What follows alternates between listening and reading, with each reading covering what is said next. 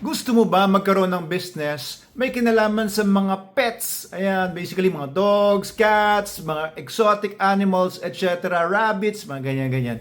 Maganda pong business yan, pero hindi rin magandang business yan. Pag-usapan po natin sa video na to kung ano yung mga tungkol sa pet business. Alright, ito po kasi, no, 2 weeks ago or 1 week ago, naglabas kasi ako ng post, sabi ko doon, kung bibigyan kita ng puhunan, ay anong business ang sisimulan mo? Alam nyo, doon sa thread ng post na yon, ang daming mga nagsabi na gusto nilang business is pets o kaya breeding o kaya pagbenta ng pet supplies or poultry supplies, etc.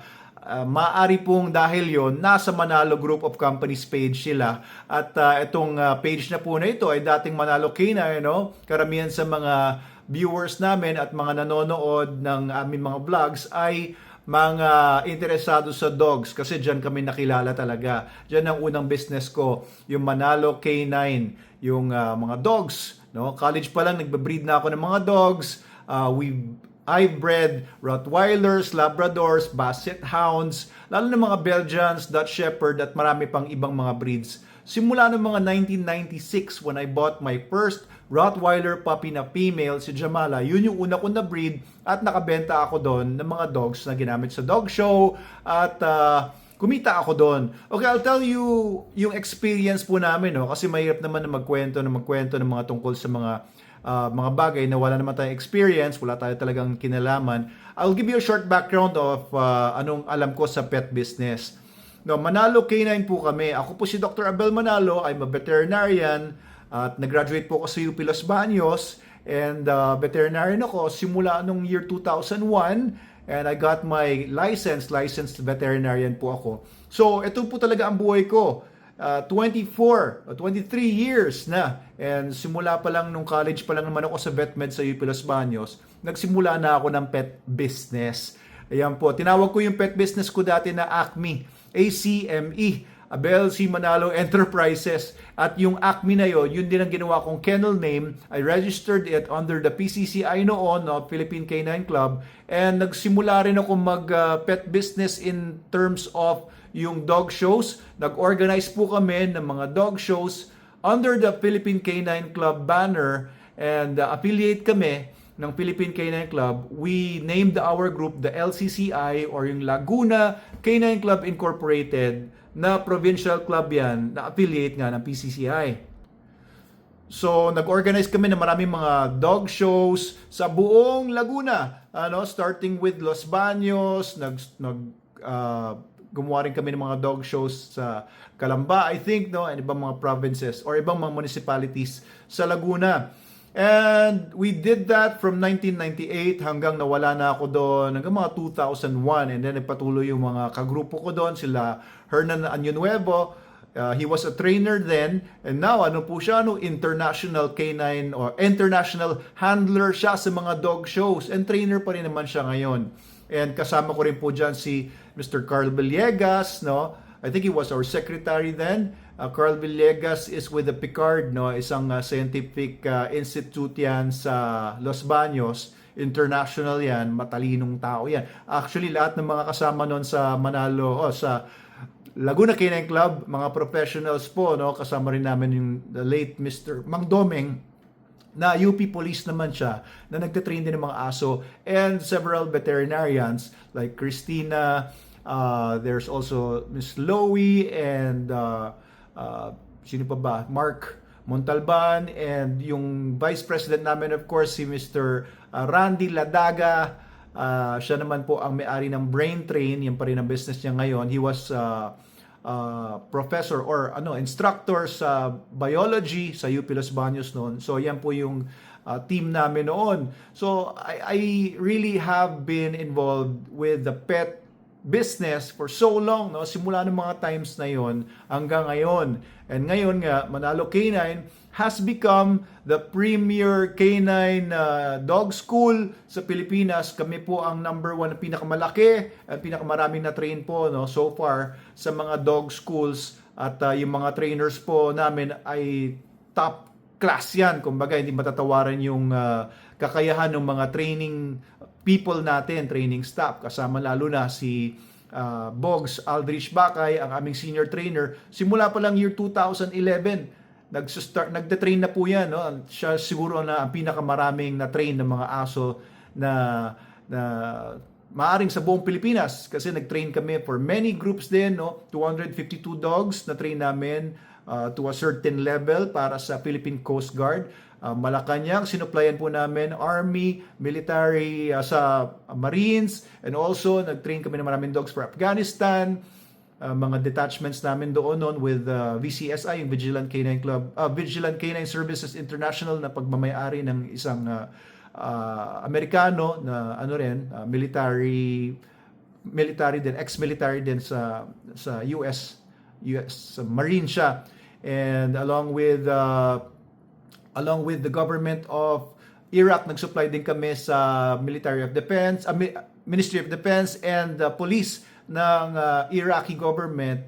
So marami na po. Sinasabi ko lang na pagdating po sa pet business or dog business, animal business, ayan po yung we've earned millions and millions of pesos na po pagdating dyan. And of course, ngayon, we have SDN, the best dog food in the multiverse. Ito po siya. Ayan po yung main product namin ngayon.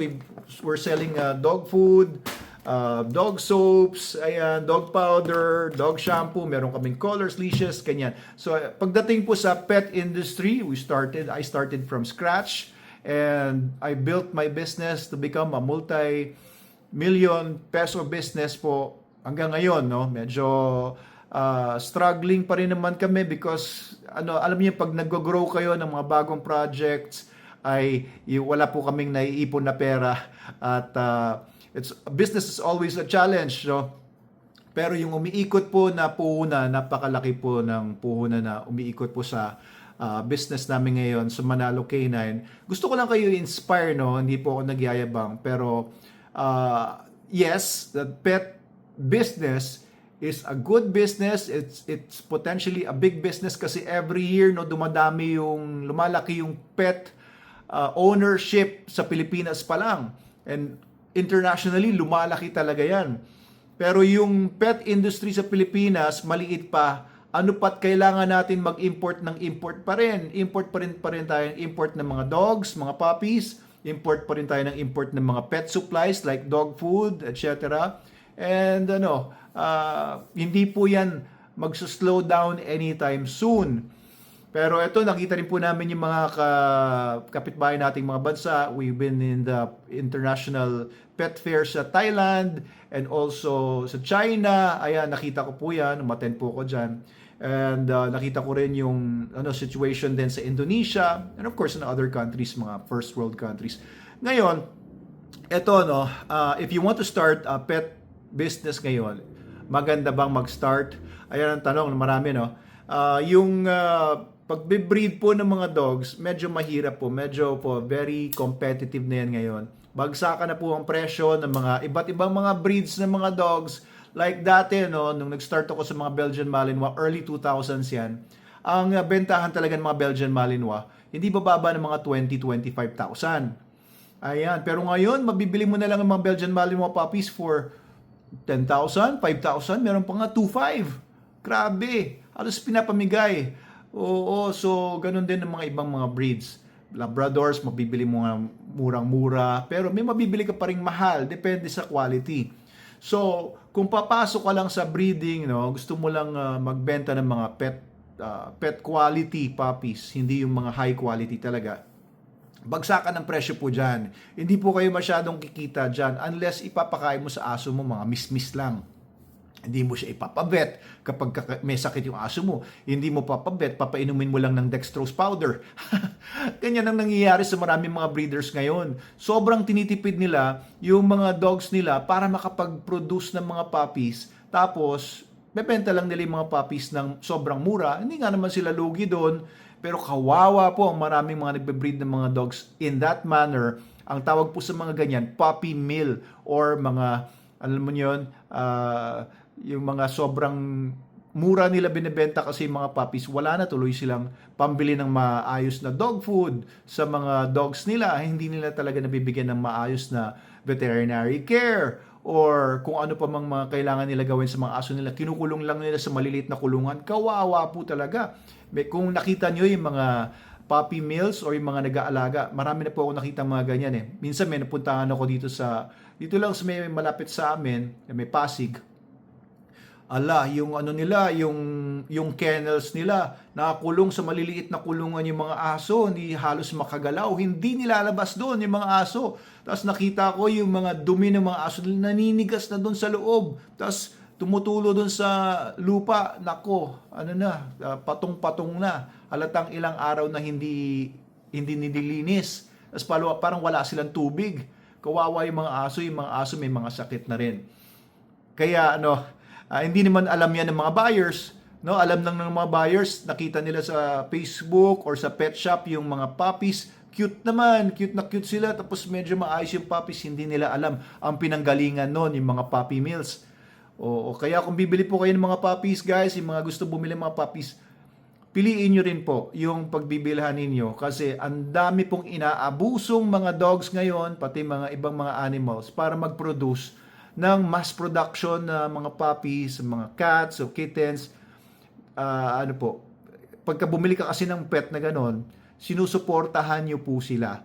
Kaya pinakamaganda pa rin kung may pera ka naman, bumili ka na doon sa mga reputable breeders. I-check nyo muna kung saan binibreed yung mga aso bago kayo bibili kasi baka bumibili kayo doon sa mga puppy mills na yan na kinakawawa lang nila yung mga dogs and cats nila or kung ano pa mga animals yan in squalid or ugly, pathetic conditions. Ayan, baka sinusuportahan nyo po yan sa pagbili nyo ng pet ninyo. Hindi nyo alam. So if you're looking for a pet, buy from reputable breeders. Tignan nyo muna yung lugar nila. Kaya kung ikaw mag-start naman ng breeding business, ayusin nyo po. Huwag po kayo mag-start kung hindi nyo kakayanin yung veterinary care for the dogs that you will be breeding from, yung kanilang proper nutrition. Pinakamaganda syempre, SDN. Pero if you're going to feed your dogs yung mga mga low quality dog foods, dahil akala nyo mura pero puro grains lang naman, magde-deteriorate din naman yung quality ng mga breeders ninyo at yung mga anak ng mga breeders ninyo hindi rin ganun kagaganda, magkakaroon ng mga skeletal defects, madaling magkasakit, malulugi din po kayo. Kaya it really requires preparation and education po bago kayo mag-start ng breeding ninyo ng mga pets. So pag-aralan nyo muna yung breed na yan, pag-aralan nyo muna kung gaano kalaki yung maintenance. Kasi if you're going to breed, for example, Belgian Malinois, yan, maraming gusto mag-breed ng Belgian Malinois kasi parang askal po yan, hindi kailangan na alagaan masyado yung mga tuta. Hindi sila maselan. Kaya kung magbe-breed ka ng Belgian Malinois ngayon, ang daming kalaban kasi dami nagbe-breed ng mga Belgian Malinois. Ganun din kung magbe-breed ka ng mga Labradors, yung mga mabibilis mga anak. Pero ang tanong dyan, kaya mo bang i-maintain yung food? Siyempre, malalaking aso yan. Kung magbe-breed ka, kailangan din yan kumain ng marami. Diba? Baka naman dapat mag-start ka lang with small dogs. Baka kailangan mag-start ka with Chihuahua. O kaya yung mga madaling alagaan like Jack Russell Terrier. Ayan, kasi maliit lang yung kain ng mga yan. Baka mas makakatipid ka sa maintenance mo. Kasi yung overhead costs mo mataas kapag yung aso mo malaki. Pati yung veterinary expenses, mas mahal yan kapag nagkasakit. Kasi mas maraming gamot ang kailangan ibigay sa big dogs kesa kung small lang yung aso mo. And of course, transport, mas madali kapag small yung dog mo. Halimbawa, magbebenta ka ng mga puppies, tapos magbenta ka ng big-ish dogs na medyo lumaki na yung puppy sa iyo. Mahirapan ka kung wala ka sasakyan kung ibebenta mo yun tapos ita-travel mo sa malayo. Unless syempre gagamit ka ng mga pet transport, additional cost yun. So if you're going to breed dogs, tignan mo rin kung ano yung breed, yung pinaka madaling i-breed, yung hindi maselan ng mga aso. Kasi kung maselan ng mga aso yung i-breed mo, mas mahirapan kang mag-breed. May mga experience kasi ako like Rottweilers, mahirap i-breed yan. Maselan yung reproductive system ng mga Rottweilers kumpara sa mga Belgian Malinois. Ang bilis lang mag-breed ng Belgian Malinois, pero kung i-breed mo ay German Shepherd or Rottweiler, mas mahirap silang i-breed. mas maselan sila. Lalo na kung hindi naman aircon yung bahay mo o medyo mainit sa lugar ninyo, madaling ma-stress. Mahirap po mag-breed ng ilang mga dogs, lalo na yung mga large dogs, mga giant dogs. Baka mas mahirapan kayo mag-breed niyan kaysa kung magbe-breed kayo ng mga dogs na mga madaling i-breed. Ayan, marami po kasi mga dogs na madali din magkaroon ng sakit. Kaya tignan nyo rin yung kukunan nyo mga breeding material kung sila ay mga sakiting mga aso. So, bukod sa dogs, no, you can also breed cats. Marami ring naghahanap ng mga cats ngayon, mga kittens. Medyo competitive na rin ngayon ang cat industry dahil marami na rin nagbe-breed ng mga cats. Ang dali naman i-breed ng mga cats and marami pa rin mga nag-i-import ngayon. Maganda po yung mga binibreed po ng marami ngayon. Like maraming mga makikita kayong nagbebenta ng mga ragdolls, Siamese cats, mga Maine Coon cats, at iba-iba pang mga breeds ng mga cats. And mas madali po kasing i-maintain ng mga cats kung meron ka lang bahay, no, hindi sila magdudumi kung saan-saan. Naghahanap sila ng litter box. Madali pong actually mag-alaga ng mga cats sa bahay kung gagawin niyo siyang parang sideline lang. Magbe-breed kayo ng mga cats. Kuha ka lang na isang lalaking cat, isang babaeng cat of the same breed, tapos i-breed nyo lang. I-register nyo sa IAGD, kahit walang papers yan, tinatanggap po sa IAGD, yung documentation naman yung mahalaga dyan. And madali lang po talaga. Mas madali mag-alaga ng cats kaysa sa mga dogs in general. Pero ang problema lang sa mga cats, ano ba problema sa mga cats? Wala eh.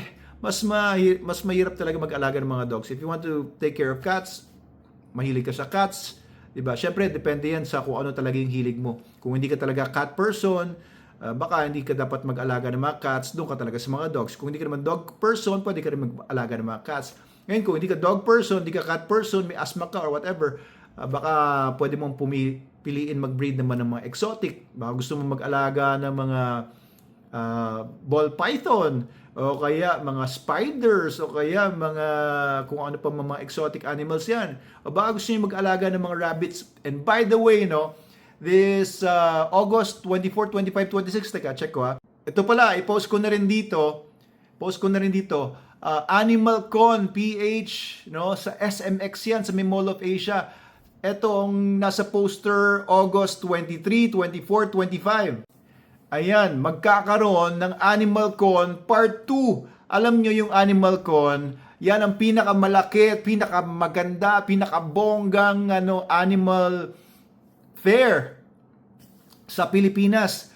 Actually, pangalawa pa lang nila to nung Animal Con 1. Ayan, sponsor po kami niyan. Bronze sponsor kami, no? We had a big booth, yung Manalo Canine noon, Meta Animals.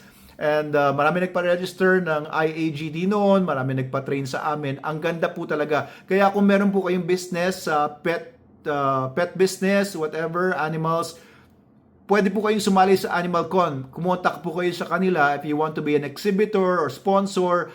This is the best, na masasabi ko na best venue na makakuha kayo ng mga clients, bibili sa inyo ng pets, or mag-a-avail ng services ninyo, or kung meron kayong mga supplies, ma-introduce kayo sa mga iba pang mga suppliers doon. So if you're looking for a good marketing tool para sa inyong pet business, pumunta po kayo sa Animal Con. Kung wala naman po, kung gusto niyo lang tumingin ng mga pets, kung gusto niyo lang tumingin ng iba't ibang may mga seminar sila doon, ibang opportunities, gusto niyo mag-distribute ng mga products, pumunta po kayo sa Animal Con, SMX doon sa may Mall of Asia, August 23, 24, and 25. Ako po pupunta po kami doon. Silver sponsor naman kami this year. Talagang nag-level up po kami dito sa Animal Con 2 dahil nakita ko po talaga napakagandang experience. Ang dami po namin nakilala noon. May mga naging dealer namin dahil sa nakilala namin sila sa Animal Con. May mga nagpa-train po sa amin ng mga aso nung mga nakilala namin sa Animal Con. Animal Con po, pumunta po kayo. Talagang mababait po yung mga nag-organize niyan. We're very happy with kung paano nila trinato kami and paano nila talaga kami inasikaso. And they really treat their sponsors and exhibitors well. Ayan, napakagandang venue kasi Mall of Mall of Asia. Oo, sa Mall of Asia kasi yan, kaya I think andyan mo na makukuha ang the best na mga clients mo. dyan sa Animal Con. So if you're also interested in pets and animals, pumunta po kayo doon, bumisita kayo. Contact yung Facebook page po nila. And kung may mga groups po kayo na meron kayong gustong mai-contribute din, ano po, kita-kita po tayo dyan, Animal Con PH. Ayan, they're the best, no, pagdating sa events. At saka ginastosan nila, ilang milyon yung gastos nila last time, and ngayon din, balita ko, ilang milyon din ang gastos nila para magkaroon itong event na ito. So we're very happy to be part of Animal Con. Ano, sabi ko nga, supportahan din nila yung Manalo Resort Hotel Pet Fairs. Magkakaroon din tayo ng Pet Fair sa August, no? Dapat yung pet fair namin ay last week ng August, pero in advance po namin, may pagbabago po tayo para po makasali rin kami sa Animal Con. Ganyan namin kamahal yung Animal Con. Pero binangonan naman po kung nasa Rizal area kayo, or if you want to see kung ano meron sa Manalo Resort Hotel Pet Fairs, pumunta rin po kayo. Ngayon ito, marami rin mga nag-comment doon sa video ko about business, no, kung anong start ninyong business. Bukod sa animal breeding, pwede rin kayo mag-pet supplies. And yun na nga, no, if you want to be a dealer of dog food, the best na maging dealer na kayo ng best dog food in the multiverse, and dog products natin like Super Dog Soap, etc. Tulungan po namin kayo. If you have 10,000 pesos, pwede na kayo maging dealer. Opo, nationwide po yan. Meron tayong mga distributors sa iba't ibang mga provinces. Pero marami rin kaming mga vacant na mga provinces and cities. No? Kung gusto niyo maging distributor, kung may malaki-laki kayong puhunan, meron kayong 500,000 or 1 million na pwede kayong gawin puhunan, mamuuna na po kayo sa SDN. Ang laki po ng profit na maibibigay namin. Halos binibigay po namin ang profits namin sa mga distributors para sila po, kasi sila naman ang nagbebenta. Ayan, and also, no, we have Milo and Friends dog food. Ayan, papuputok po talaga yung nakikita namin doon sa aming mga pagkapa ngayon sa market. Ngayon, if you want to be a dealer or distributor, mag-message lang po kayo sa amin sa Manalo Group of Companies page sa Facebook, or mag-comment lang po kayo sa baba para ma-assist kayo ng mga customer care agents namin. Kung gusto niyo maging dealer, reseller, or meron kayong pet shop, vet clinic, or kung ano pa man, pwede namin kayong supplyan. No? We only sell cash, hindi kami nagko-consignment. Pero yung mga distributors po namin, baka gusto rin lang mag-consignment sa inyo. Sila po kasi yung pinapasaturate namin sa mga institutional sales namin, sa mga establishments. So, we only sell cash pero at a big discount na. Kagaya ng video ko kanina, no, kung may puhunan kayo, palalaguin nyo lang yung pera ninyo. If you have a small capital now, 10,000 lang yan, pwede nyo na palaguin yan. Ang gawin ninyo, maghanap na kayo ng market. Maghanap na kayo ng mapapagbentahan. Yung kausapin nyo na sila, magdi-dealer ako nitong SDN. Gusto nyo bang kumuha sa akin? Kukuha po ako. Magkano po yung kaya nyo pong kunin sa akin kapag maging dealer na po ako. Kontratahan nyo na. Tapos, tsaka kayo umorder sa amin ng supplies para po yung pera ninyo hindi matetenga, iikot na kagad. Kunin nyo sa amin ng cash, benta nyo na kagad ng cash, or kung meron naman kayo mahabang PC, pwede nyo pautang dun sa veterinarian ninyo or sa pet supply store malapit sa inyo. Ayan po, maganda pong business yan. Kasi ang maganda po sa mga business na to, consumable po ito. Ibig sabihin, paulit-ulit bibili yung buyer mo. Hindi kagaya sa dogs na pag bumili ng tuta yung isang pamilya, halimbawa, kailan pa ulit bibili ng tuta sa'yo yan? Baka next year, baka bumili ng tuta, lalaki binenta nyo ngayon, baka benta nyo naman next year ng babae. Tapos nun, ilang tuta ang bibili nun sa iyo? Or ilang kittens ang bibili nun sa iyo? Diba, hindi naman yan tuloy-tuloy. Ang consumables po, tuloy-tuloy, kaya ang laking business po niyan. So if you're going to be one of our dealers or distributors, ang gandang business po yan. Mas malaki po ang kinikita namin sa Manalo Group of Companies sa pagbenta po namin itong mga dog foods namin, kesa sa kinikita namin sa pagbenta ng mga aso namin, or kesa doon sa mga dog training na clients namin. We have 35 training clients ngayon. Ibig sabihin, 35 mga aso ang nasa kennels namin ngayon sa Manalo Resort Hotel na pinapatrain sa amin ng iba. If you want to be a dog trainer too, pwede rin naman, no? Pero eto po, maganda po na pwede nyo rin gawin kung kayo ay dog trainer man or breeder. Isabay nyo na rin yung SDN business para po habang nagbebenta kayo ng mga tuta, mabentahan nyo rin yung napagbentahan ninyo ng tuta ng SDN Dog Food. Yun na rin ang gawin yung dog food nila. Kaya para tuloy-tuloy yung income ninyo doon sa business ninyo, doon sa isang client na nakuha ninyo. Kasi mahirap din po yung hanap ka ng bagong bibili ng puppy mo. Pero kung yung bumili sa iyo ng mga puppies, binibenta mo rin ng dog food, kinontrata mo na from the beginning na SDN lang ipapakain nila sa puppy nila, edi tuloy-tuloy na yun. Diba? Hindi ka hanap ng bagot-bagong mga kliyente. Ayan po, no? If you have any questions po, if you have anything to say about what I've discussed dito sa video na to, comment below lang po please. Share niyo po yung video na to kung sa tingin niyo ay may ibang magiging interesado rin dito. And please follow our page. Marami po tayong ituturo tungkol sa business about dogs, about pets. Dito po sa channel po natin na ito sa TikTok, we're in YouTube, and we're also in Facebook. Ayan po, Dr. Abel Manalo po ito sa Manalo Group of Companies, sa Manalo Resort Hotel. Maraming salamat po sa panonood. Appreciate po namin yan. And thank you rin po sa lahat ng sumusuporta sa amin.